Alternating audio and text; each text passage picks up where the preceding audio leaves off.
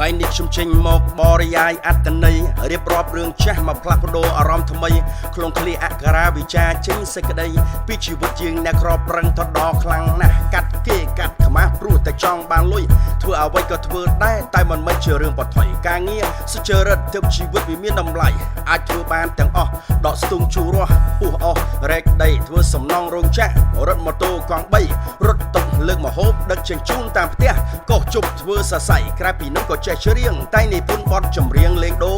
តន្ត្រីសុទ្ធតែការងារល្អគ្រប់មនុស្សប្រុសស្រី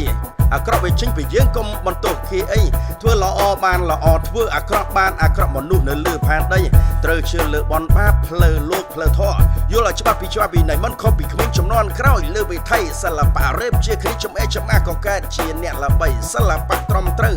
ខំណាស់មិនជោគជ័យក៏យកឈួតធ្វើជាក៏យកខុសមកធ្វើត្រូវអ្នកប្រឹងជន់ជន់ជំរឿមិនមែនមនុស្សភ្លីភ្លើល្ងីល្ងើអត់ដឹងអីបត់ពិសោធន៍ពេញខ្លួនវាក្រន់តែមិនចង់និយាយយន់ចាយកដាស់100ឥឡូវមកចាយកដាស់20ធ្លាក់ខ្លួនតែបន្តិចគេជន់ដកឲ្យដូចស្ពៃគេរាប់យើងតែពេលមានស្រួលពឹងពាក់ពំអ្នកអាស្រ័យត្រូវការលុយពេលណាមិនថាម៉ោង1ម៉ោង2ម៉ោង3ដកដាក់បាញ់វឹងក្នុងចិត្តអ្នកគិតអីគិតថាខ្ញុំល្ងងជាអ្នកគិតថាអ្នកជាប្រាជ្ញធនជ័យ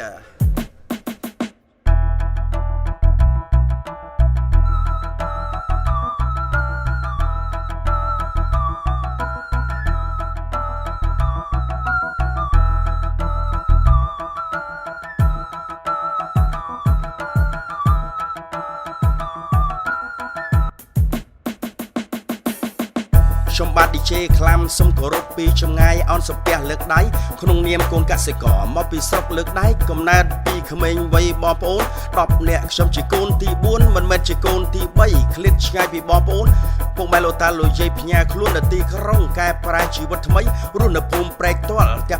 653សង្កាត់ស្ទឹងមានជ័យ2ចិត្តស្ទឹងមានជ័យ3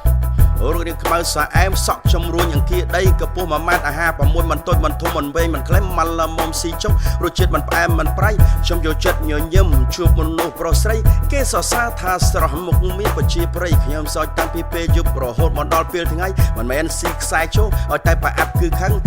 តាំងពីថ្មនឹងខឹងមិនព្រមលែងដៃខឹងអីខឹងយ៉ាងហ្នឹងប្រឹងនៅសល់អីសល់ចិត្តកាយសម្បកខ្លួនបំណោះចាប់ពាក់ធនាគារក្រេឌីតយើងល្អទើបគេឲ្យលុយខ្ចីរហូតដល់វ៉ាន់ក៏លក់ស្រែលក់ដីព្រោះតែពាក្យថាខ្ចីលុយអង្គការទៅវាទាន់សម័យវាក៏សម័យពីដើមគ្មានអំពូលគ្មានភ្លើងដកផលិតបេះតគួនដាក់ម៉ងដាក់បកាយផ្ទះតូមផ្ទះស្បឹងរៀងវាតូចជាងអៀនតែជីវិតវាមានន័យខ្ញុំតាក់តែងបត់នេះមិនបន្ទោសមិនបង្អាប់ក្រន់ចង់ឲ្យអ្នកស្រាប់ហើយយកវិនិច្ឆ័យយកចិត្តគេដាក់ក្នុងខ្លួនចិត្តគេមិនខុសចិត្តយើង